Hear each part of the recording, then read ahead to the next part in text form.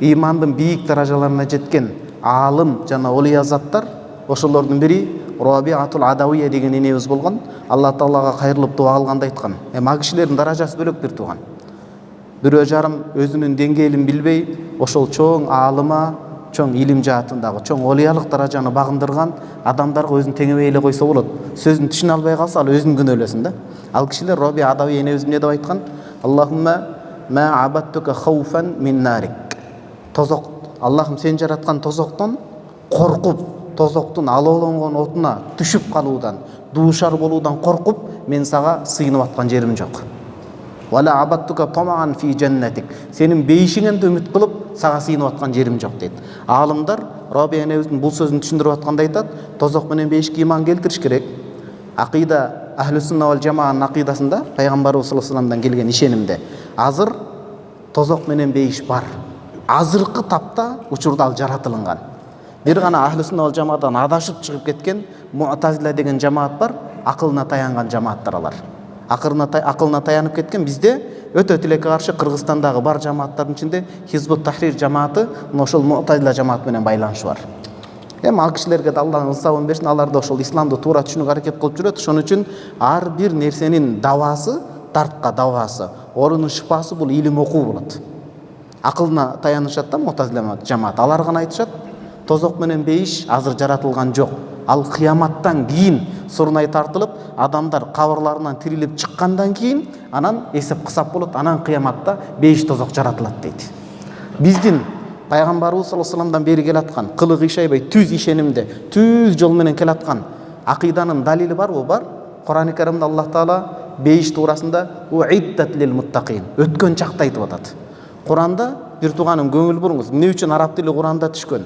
Кээ бир теңирчилер айткандай, бул араб кулдук эмес, жаратылынган тилдердин ичинде эң жетик тил. Ошол эле грамматикасы болсун, ошол эле синтаксис, морфология, талдоосу болсун. Сөздүн жетик тил, кызыл тил өнөрү деп коет. Бардык тарабына сары эсеп салып келгенде араб тилде башка тилди таба албайбыз тууган. Андан кийин албетте өзүбүздүн тилде өтө бай тил. Биз өзүбүздүн тилди билбеген үчүн ал бизге жарды туюла берет. Бирок биздин тилди окусаңыз, адабият, чыны адабият жазуучулардын Төлөгөн Касымбеков атабыз, Түгөлбай Сыдыкбеков, чын дөш ааларын, адабияттын дөш ааларынын китептерине көңүл бурсаңыз, биздин тил эмне деген бай тил. Мына ошол. Ошон үчүн Кур'анда араб тилинде сиз элестетиңиз, өткөн чак, келер чак, учур чак биякта турсун, бир тамга, бир точка деп коет, бир чекиттин өзүндө чоң маани камтылат. Сизге бир эле Кур'андан азыр, Кур'андан дагы чоң ижазабыз бар, Аллага шүгүр. Фатима энебиздин урпагына барып такалган устаздан сабак алып келебиз. Имам Матурди рахимахуллахтун 20 томдон ашык тавилат сабагын устаз берет. Мына ошондо бир эле Кур'андын сырын айтайын сизге. Учуру келип турат азыр. Бисмиллахир-рахманир-рахим деп Кур'анга киргенде би точка бул жалгыз Алла экендигинен кабар берет. Алла гана жалгыз. Анан бир точканын астында, чекиттин астында касра коюлганын, Рухул Маани деген тафсирде Имам Алюси айтат, бул кичипейилдүүлүктөн кабар берет дейт. Араб тилинен кабары барлар билет. Ылдый касра деген ошол жана бир чекиттин ылдый жагына коюлганда, бул деген сөз пенде Аллага кире турган болсо, Алланын мээримине, ырайымына, казынасынан үмүт эте турган болсо, дайыма кичипейилдүүлүктү, жупунулукту, карапайымдуулукту, жөнөкөйлүктү, мындай менменсибей, манчыркабай, жөнөкөй, жупуну болушту лазым тутса өзүнө, милдет тутса, Алланын жардам ал адамга болот дейт. Демек элестетиңиз, Кур'андын бир чекитинде канча деген маанилер камтылган бир тууган. Мына ошол бир чекитте маани камтылып, бир аракеттин өзүндө, белгинин өзүндө маани камтылып атса, анан калың калдайган өткөн чакка маани берилбей калабы. Бейиш менен тозоктун бар экенинин далили мына ошол Ахлус-сунна вал жамаа акыйдасында айтат. Бул пайгамбарыбыз саллаллаху алейхи вассаламдан бери келген ишеним жолу. Уиддат лил муттакин. Бейиштин акысында өткөн чакта келип атат. Бейиш жаратылган деп. Бейиш жаратылган. Ал эми тозоктун акысында да уиддат лил кафирин. Капыр, Кудайдын кудуретин танган, Аллага ишенбеген, тоң моюндук кылган адамдарга дагы тозок жаратылып коюлган дейт. Муътазила жамааты акыйдадан адашып кетип, алар акылына салган. Азыр бейиш менен тозок бар боло турган болсо, анын эмне пайдасы бар? Мунун хикматы, даанышмандык сыры каякта дейт. Бир тууган илимде, Кур'анда шунчалык эрежелер бар, азыр ошо эрежени сизге бермек катары сизге сыныштап берейин. Бул эреже акча менен нарктай турган болсок 100 000 сом бунун астында, бул эреженин астында эч нерсеге татыбай калат. Куну жок болуп калат, кунарсыз болуп калат. Кандай эреже? Афалуллах, Алла Тааланын кылган иштери ла туаллал бил гharadil ghaya, ушул максат үчүн жаралды деп, ушул максат үчүн кылды. Же бул ишинин максаты ушундай, төркүн ушундай деп эч ким Алланын кылган ишини тескей албайт, эч ким аны жөндөй албайт. Анткени Алла Таала жаратуучу эч кимге сурак бербейт, жаратылган зат суралат. Бул ишеним. Мунун таштыгы Куранда аят бар. Ла юсалу амма яфал. Аллах Таала кылып жаткан нерсесинен кабар бербейт. Ал суроо чопкутка алынбайт. Суроо чопкутка жооп берип аткан ал макулук болот, жаралган зат болот. Жаратуучу зат кылат болду. Аллах Таала кылган, бекиткен нерседе мейли биз пенде катары, пенденин өзүнүн кудурети да чектелген. Куранда Аллах Таала айтат: "Куллу шейин индаху бимиqdar." Ар бир нерсе Алланын астында, казынасында өлчөмү бар. Адамдын жаратылган өлчөмү бар, акыл күч дараметинин да өлчөмү бар, күч ушуга жетет болду. Анан акыл күч ой толгоонун чеккен санаасынын да өзүнүн чеги бар. Адамдын акылы ошол Аллах жараткан нерсенин түпкү маанисине жетеби, же жетпейби, биз иман келтиришибиз керек. Биздин жолубуз сами'на ва атa'на. Уктук, Алланын элчисин уктук, моюнсундук. Мусулмандардын иши болуш керек. Жок, бул эмне үчүн? Бул кандай? Илгери чобак устаздарыбыз, мына Сыражидин дамла элдин уютку каймактары болгон аалымдарыбыз келүүдөн алдын адамдар ушинтишет эле. Эмнеге? Чочконуку деле туяк, мунуку деле туяк. Бул жок, маселе туякта эмес ал. Ача туяк. Бул жерде окшошуп калганынан эле дигинен адалдыгы же арамдыгы келип чыкпайт. Же болсо пиванын же винанын арамдыгы. Мындан жүзүмдөн сок жасалып атат, ошол эле нерседен вино жасалып атат, арак болуп. Пиво жасалып атат. Будайды жеп атпайбыз деп андай салыштыруу ал илим өркүндөй өсө элек учурда болгон ал. Түшүнүктүүбү бир тууган? Шариатта ишти экиге бөлөбүз, көңүл буруңуз. Сизге азыр шариаттын терең каймагын калпып чыгарып берип атам.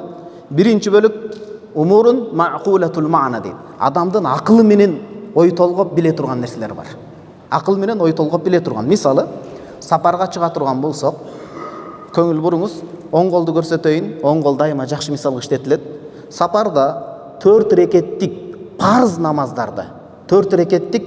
намаздарды шариаттын өлчөмүндөгү сапарга кирсе, милдеттүү түрдө Ханафи мазхабы 2 рекет кылып кыскартыш керек. Кайсы бирөө билип туруп 2 рекет кылбай 4 рекет кылып окуса күнөөкөр болот. Анткени шариатта мына касру азиматин, кыскартуу, рухсат исқат. Бул рухсат милдеттүү түрдө 2ге чүрүп окуш керек деген сөз. Шариаттагы сапарга чыга турган болсо.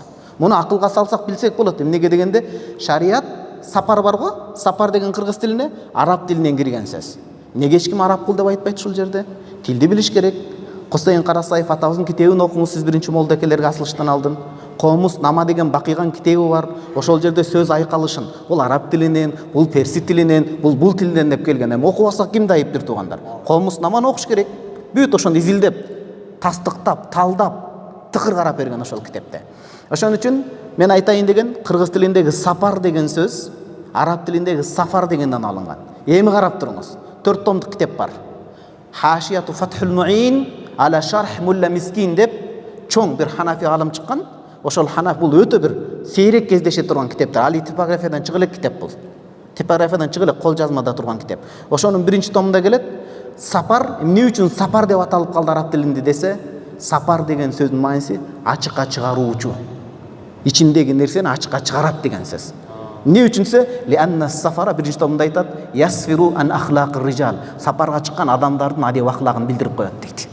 Бир адамдын иманы канчалык терең, анын кулк мүнөзү канчалык олуттуу, сүйлөгөн сөзү жөндүү экендигин билгиңиз келген болсо, сапарга аттанып чыксаңыз билинет. Сапарда адамдын мүнөзү чыгып калат. Кандай бул? Ачуусу чукулбу? Оозуна ээ боло алабы, жокпу? Сабыр тоокаты барбы, жокпу? Сапар адамдын чыныгы, бейнесин, чыныгы жүзүн ачып коет. Демек түшүндүңүз да, биз жана эми мааниден алыстабаңыз, азыр майда жогору жакка чыгалы. Шариаттын иши экиге бөлүнөт. Биринчи бөлүгү умурун, иштер, мa'qulatul ma'na, адамдын акылына сыят. Аны ой толгоо менен билсек болот.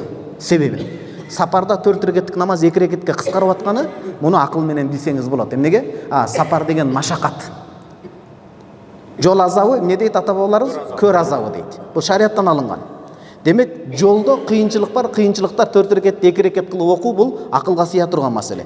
Бирок кээ бир маселелер бар, муну көңүл буруңуз, умурун тааббудия, акылга сыйгыс, акыл менен билинбей турган иштер дейт.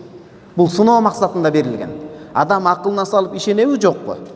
Же пайгамбарды ээрчиби? Анткени пайгамбарлардын акылы толук жаратылган. Адам бүгүнкү өнүгүп, дамып, медицина дамып, өнүгүп кетти дегендин өзүндө да акылды толук изилдей элек.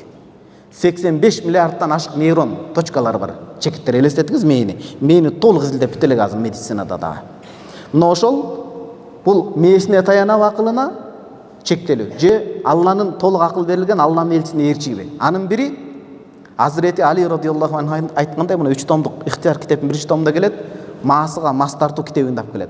Лау кана дину бир-раи, адамдын ошол баардык диндеги иштер, буйруктар акылга сыя турган болгондо, маасынын үстү эмес, астына мас тартыш акылуу болчу дейт. Анткени асты кирдеп атпайбы дейт. Ошондой эле казалика ададу ракаати сола, намаздын рекеттеринин сандары. Не үчүн багымдат 2 рекет, не үчүн мисалы пешим 4 рекет, не үчүн шам 3 рекет, кайра эле куфтан 4 рекет, асыр намаз экөө. Мунун баары Аллага маалым. Алла ошентип бизге буйурду, ошон үчүн биз кынтыксыз аны пенде катары аткарышыбыз керек. Түшүнүңүз да бир тууган. Демек, могул жерде дагы карасаңыз, эми бир эле сөздүн ичинде канча илем камтылып атат. Соода тармакка баш баккан адам, жашоосунда күн кечирген адам ошол кылып аткан ишинде биринчи кезекте Алланын ыраазычылыгын көксөш керек, Алланын ыраазычылыгы баарынан жогору турат. Жана Рабия энебиздин да максаты ушул болуп атат. Сенин тозогуңан коркуп ибадат кылып аткан жокмун. Бейишиңен үмүт этип ибадат кылып аткан жокмун. Бул дегени мен иман келтирбейм деген сөз эмес. Иман келтириш керек. Азыр тозок менен бейиш бар. Муътазила жамааты акылсыз эмне хикматы бар десе дагы, анын хикматын, сырын билели билбейли. Хикмат ушул жаш балага деле, мисалы мен 12 жаштагы кызым, 9 жаштагы кызым, 3 жаштагы балам Мухаммад бар. Ошого мен бир Фатиха сүрөсүн жаттаткым келе турган болсо, 3 жаштагы балама келем да, бир зыян эмес белекти көрсөтүп көзүнө, бакытып көрсөтүп туруп, балам эми кел, мен айтканды кайталы деп Фатиханы окутсам, ал белек эми жаш бала, анын деңгээлин ошондой. Аны мажбурлабайсыз, ал жанагыга жатпайт, анын көңүлүн алууга жатат дагы, ал ошону көргөн көзүнө ишенип туруп ал ибадат кылат. Фатиханы жаттап алат. Кудум ошол сыяктуу пендеге дагы бейиш менен тозоктун бар экендигинин далили мына бейиш бар, тозок бар.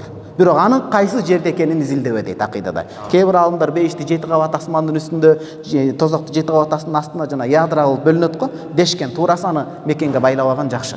Акыйдада Аллага тапшырыш керек. Демек Рабия энебиз ушуну айтып атат. Жок, бейиш менен тозок жаратылган, мен жаратуучуну көксөшүм керек деп атат да. Ар бирибиз мамлекет башчыбыз ажообуздан баштап эми балагатка жетип, түшүркөп балагатка жетип, үн өзгөрүп, сакал муруту чыгып, жигит болуп, же этек кири келип, бул улуу сөздү уят жок.